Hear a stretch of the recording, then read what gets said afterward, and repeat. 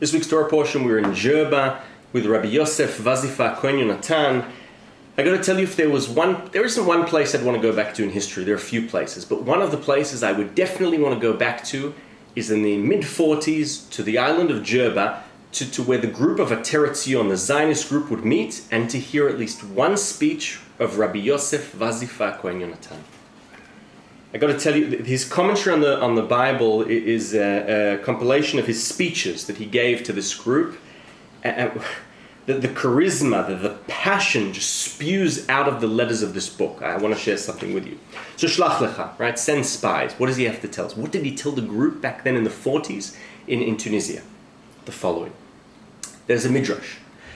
We've just left Egypt. There are 4 groups of people, right? The Egyptians are on our back. There are 4 types of people in the Israel nation. There's one group couldn't care less about God's salvation. That's the truth. There's another group. They want to go back to Egypt. Another group wants to fight the Egyptians. And there's a 4th group that are just yelling to God, God, do something. Let's put that aside. Let's go back to today. 40s. We're in the 40s. He says, for a believing Jew, it is a very difficult time. We've just had a Holocaust. We've had thousands of years of pogroms.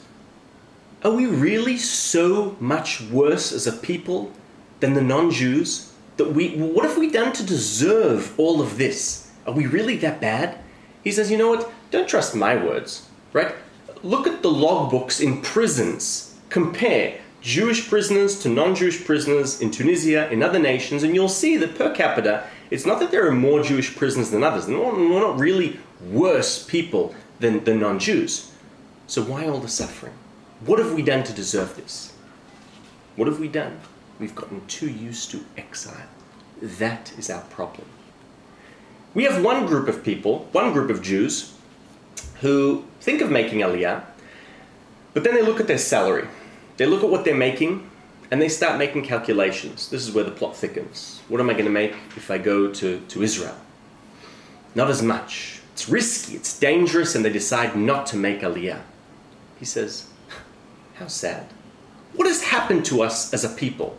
He says, thousands of years ago, we took 3 years, right? We endured for 3 years without food or water, famine, fighting the greatest empire, the Roman Empire, for what?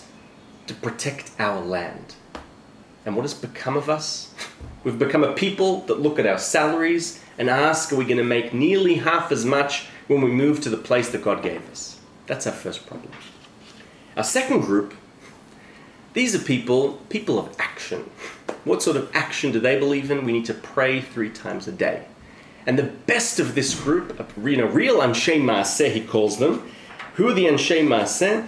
These are people who do Tikkun Chatzot, right? These are our Kabbalists. Middle of the night, they wake up, they do different things, ceremonies, to bend God's will to bring us back to our land. He says, כל זה טוב ויפה. This is all great. אבל לא מספיק ואנו צריכים למעשה גם כן לעלות ולבנות וליישב ולהתיישב. The charisma, I wish I could hear him say this. We need people of action that move, that make aliyah, that plow, that reap.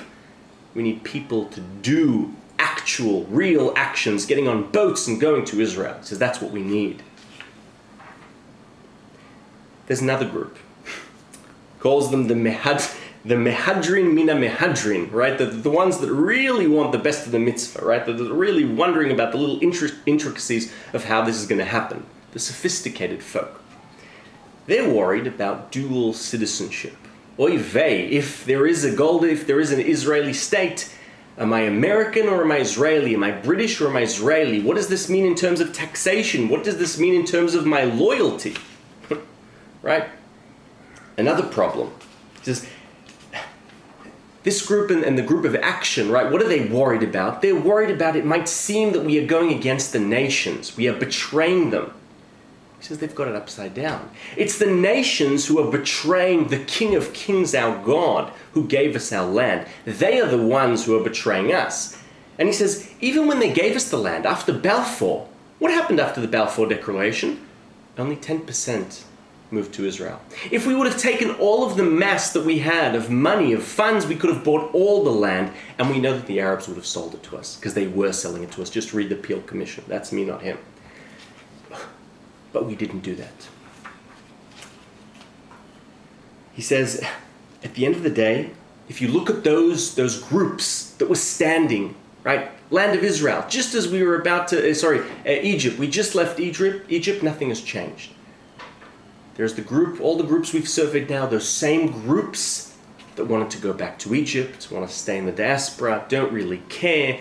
The groups who are waiting for God to do instead of us doing. He says, do you know why the ocean split? Do you know why we received salvation? Because of Nachshon ben Aminadav, a doer. One person who believed in God, had faith, and jumped into the water. The rest is history. He says, that is what we need. And he says, you know what? This is why we actually are worse than the other nations. Why? Because we don't do enough for the state that was given to us by God. Wonderful thoughts from Rabbi Yosef Vasifa Ha-Cohen of Djerba. Download the speech, L'Saper B'Tzion. It's brilliant. I've just given you a snippet of what went on in Tunisia and Djerba and the sort of Zionist sentiment in the mid-late 40s. Shabbat Shalom.